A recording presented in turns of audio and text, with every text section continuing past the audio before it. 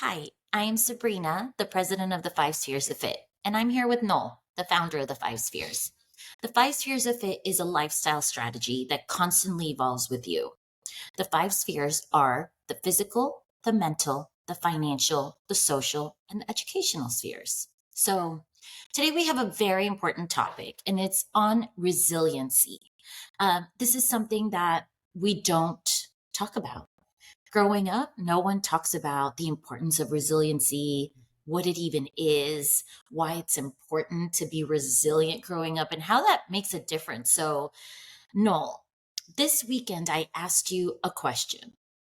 The question was, what impact do grades and standardized tests have on someone being successful? Totally subjective success, but what impact do grades and standardized tests have on an individual as they become an adult? Mhm. Okay. One of the first things you said was resiliency. Yep. Then yesterday, we were talking to an educator. She's been a teacher for over 20 years.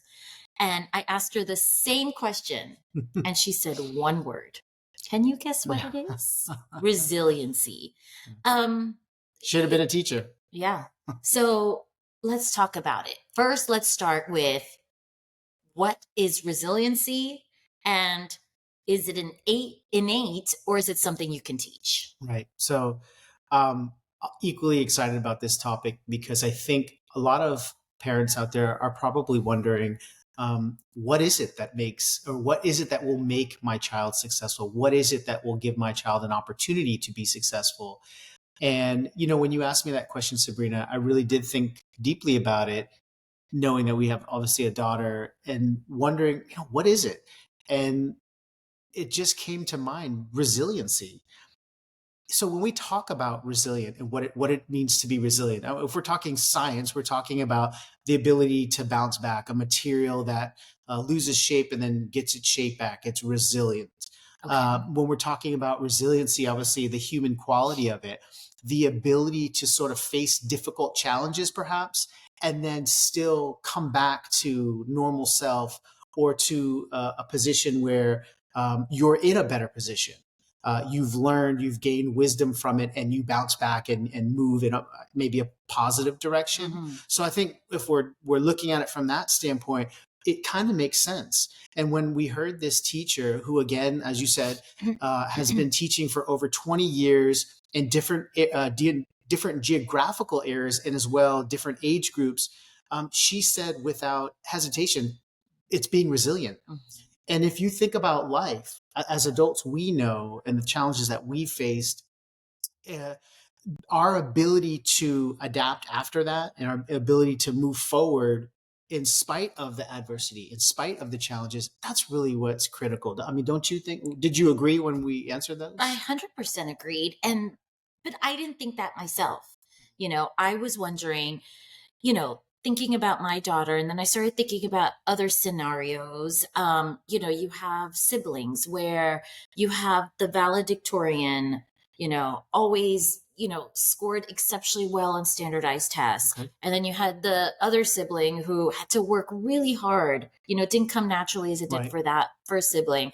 And didn't do well on standardized tests. It wasn't, their strong suit. Mhm. And then, they leave college, they start working, Mhm. and then can't, the valedictorian can't deal or overcome failures, Okay. Yep. and that's what got me thinking about this. Sure. Why, and you both, two highly educated individuals that I Mhm. asked this weekend, um, mentioned resiliency. Mhm. Did your parents ever use the word resilience? So you asked the question initially, like, Is it is it innate? innate? Mm-hmm. I don't think being resilient is innate. What I do think is how you are taught to understand what is happening in the moment and or after the fact, if not in the moment, which is I know is really tough, but you can learn how to be resilient and bounce back.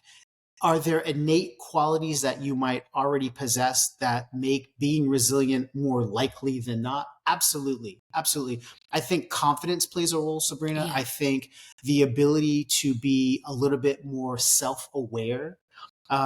We see, I think, in a lot of the adults that we've come into contact with over the years, and I'm not talking to anyone specifically. So if you're out there and you know us, this is not you. But It in might be. adults that we've Just met, kidding. clients that we've dealt with, people that we've counseled in different capacities, one thing I'll say is that you can kind of see where some of the breakdowns can be, why they may struggle with what for some others might seem very basic things. And it's that lack of resiliency, that lack of ability to bounce back from adversity or from something challenging and to move forward.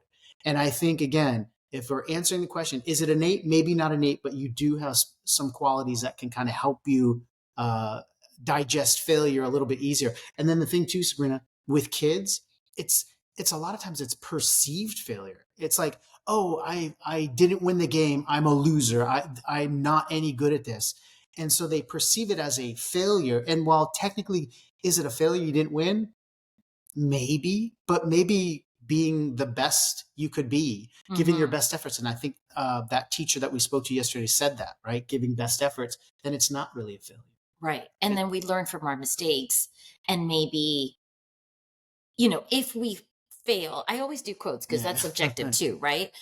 If we fail at something, we learn from that and we try again, or we try something Yeah. different, and we take Hopefully what we we try again, right? hopefully, Hopefully we I try mean, again. that's the lesson, Yeah. right? Try again, but take what you learned Mhm. in that situation, Mhm. be resilient, Yes. and use those teachings in the next situation, Right. right? And that's to say being resilient or showing resiliency, that's also inspiring. I think look at, so we have kids and they're hopefully going to go off to college, or if that's part of the process. When they're applying to schools, I know some of the finest schools out there. One of the things that they're looking for, Sabrina, is resiliency. Everyone's doing extracurricular activities. Everyone is scoring well or doing their best in school that they can. Places like the Harvards and Yales and MITs and Caltechs of the world, they're looking for those special students out there who not only are doing that, but are showing it in the face of adversity in many instances. Hmm. The kid that didn't have the silver spoon, the kid that didn't come from wealth and generational educational success or participation, those individuals they're seeking out because of resiliency. So when we see that in young people, it is an inspiring, in adults too, but certainly when you see it in a young child, it's incredibly positive, and it's incredibly inspiring because you're seeing, like, man, you're learning to proverbially get back on the horse and ride Right, again, right. right? So I just think it's something that, even though it's not innate, you might have certain qualities, and you can develop it by just being and developing your confidence and your self-awareness about Right. being the best version of you, which of course is what the 5 spheres is all about, is teaching you how to be that person.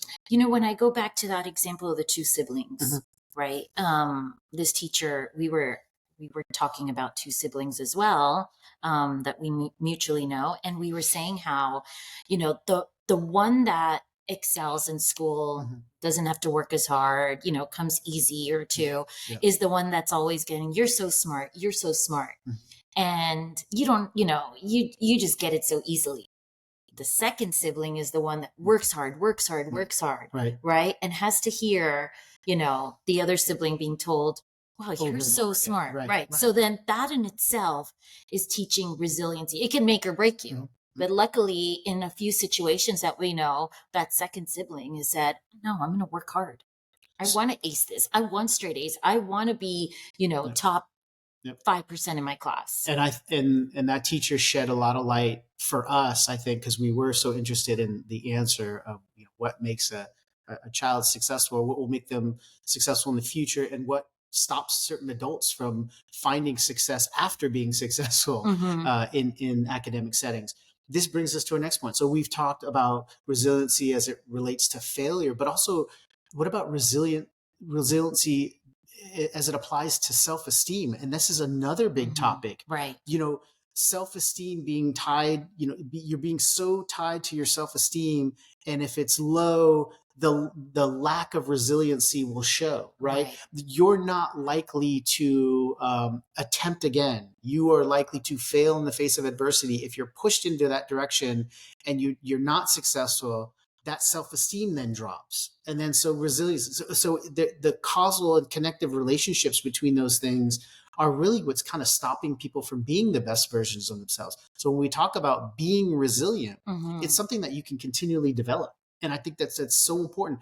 But then you're also developing your self-esteem, and being the best version of yourself that you can be, not only for you, but for those around you. Around you, Because yeah. again, resiliency is inspiring. I have so much going on in my head right now because it's mind-boggling that no one discusses this, Or maybe don't know how to start the conversation. I think Right. 5 spheres we talked about in our previous podcast, 5 spheres opens the door to these types of conversations. And we've always talked about, we encourage people, journal your thoughts, because like you're saying, there's so many thoughts, but maybe a buzzword like resiliency pops up, and then you can start having that conversation about, well, what makes someone resilient, or what is it innate, or however the conversation Right. will flow. But But those this are is important. something that I appreciate, of course, parents talking about it, but teachers who Yeah, bring this up yeah, in school. So yeah. I give felt me so some- great when she said resiliency, and I was I like, know, I was sitting in oh, between you both and I was like, that's maybe what you said. maybe I'm a teacher of sorts. Give me some ways, the top 3 ways parents can discuss or teach resiliency to their children, no matter the age. Right. So I think the first thing is focusing on the relationship with your child, and knowing that there's a confidence for that child to be able to reach out to you. So you're a resource, right? So the biggest detriment that we see in young minds is that they lack some sort of mentor relationship or some sort of trusted relationship. It's normally the parent. That's how life starts out, right? You trust in your parents so that you can open the conversations and have the confidence to be resilient. Yeah. The next thing I would say too is, in developing that trusted relationship, is also talking about things that impact self-esteem.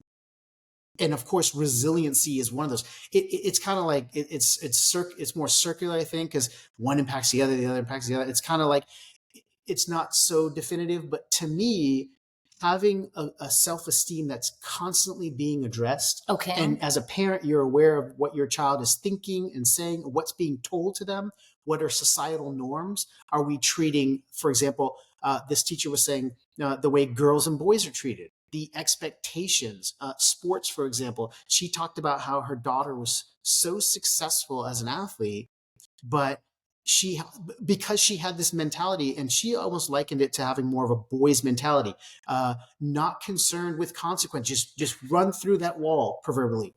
But with her other daughter, she was a little bit more pulled back and had more of the young girl's mentality, like, ooh, I'm thinking a couple steps ahead. What are the consequences of my actions? So we think about this in relation to self-esteem. So I think that's the second point. Third point I would just say is wrapping it all together and then inviting in conversation about other things that are impacting your child, with respect to what might stop resiliency. Are they not developing a positive outlook? Are they seeing things with the first thought of something negative? Okay. Oh, I don't want to do that. That could hurt. That could this. So we want to change the mentality to always be seeing things as more positive. So let me recap that. One is be that mentor. Yep. Right? Yep. Parents, be that mentor for your children. Give them You're a the trusted wise one. You're relationship. the experienced one. Number 2, focus on self-esteem and building that confidence. And number 3, what is stopping you from being resilient? Right. So too many people, and I don't know if it's just the world we live in and the influences that we get from the different media outlets that are now available to us on a regular basis, news, the desire, or I don't know if it's desire, but the people wanting to compare themselves and their lives because they're seeing so much on things like social media and stuff like that. But just making sure that that positive outlook is always there. That's so important, because we're always reaching for negative instead of positive. And once you start hearing that, you want to divorce yourself from that conversation. You want to divorce yourself from that, going down that path. Keep everything in a positive manner, such that you'll look at the bounce back from something adverse or something challenging, and you'll stay focused on what did I learn and how do I move forward? Right. How does and your self-esteem is greater, and you continue to sort of push that positive outlook. So we have those, first three steps on how to teach Mhm. resiliency to children. And then, as you were talking right now, I was thinking, okay, and then once we do that, we can talk about each of the five spheres, Mhm. and any challenges you're having in the spheres. We talk about, Yeah. well, why How to be is there a resilient. reason we cannot overcome this challenge? Mhm. Let's be resilient. There's a way to overcome it. Right. And these are the things we need, guardians, adults, mentors, parents, Yeah. teachers talk to Yeah. children Yeah. about. It's Yeah. so important. It's Yeah. something that, our generation never Yep. grew up with. When they say be the adult, I always think about this. When they say like be the adult in the room, I think about the people who are there to be the trusted advisor, Hmm. who have lived, have gathered knowledge and a foundation to which they can work from and be effective. That's something you want young minds to have as well. And so once they have that, Sabrina, then they are more likely than not to develop a resilient attitude and to really show that in life.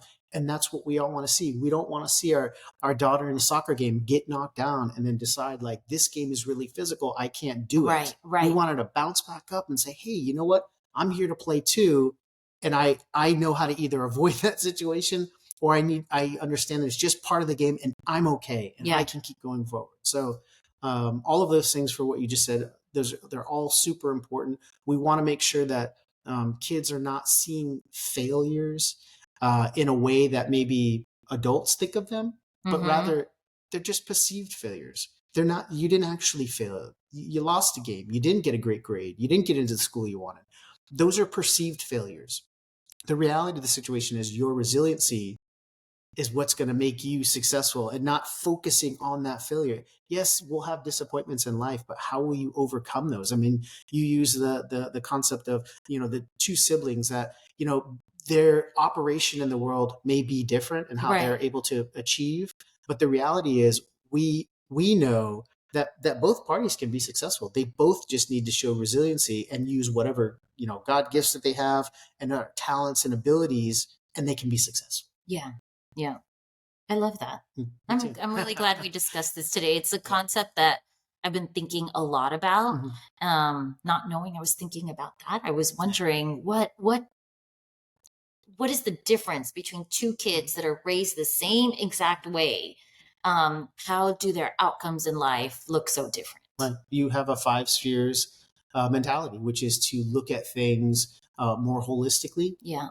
and then look at it petered down to having a conversation about a single word, resilient, right? And now here we are providing some solutions. And I think it will resonate. I really do think it'll resonate with a lot of parents out there who are having these really challenging conversations about, well, how do I keep my kid focused when they feel like they're a failure? Or how do I Yeah. keep my kid focused when their self-esteem is low? Or how do I keep my kid focused when they have a negative outlook? And we want them to Yeah. be positive. So And I guess it's been, being an it's a good Indian topic. Yeah. parent myself and growing up with Indian Mhm. parents, I've learned it's okay to fail. Yeah. Having my own daughter, I've Yeah. learned that, Yeah. it's okay if you get that C Mm. in school. But why did you get it? Yeah. Did you put in Yeah. an effort? Yeah. Let's find out Yeah. why. Yeah. It And opens then the door let's to overcome accountability. Yeah. that, right?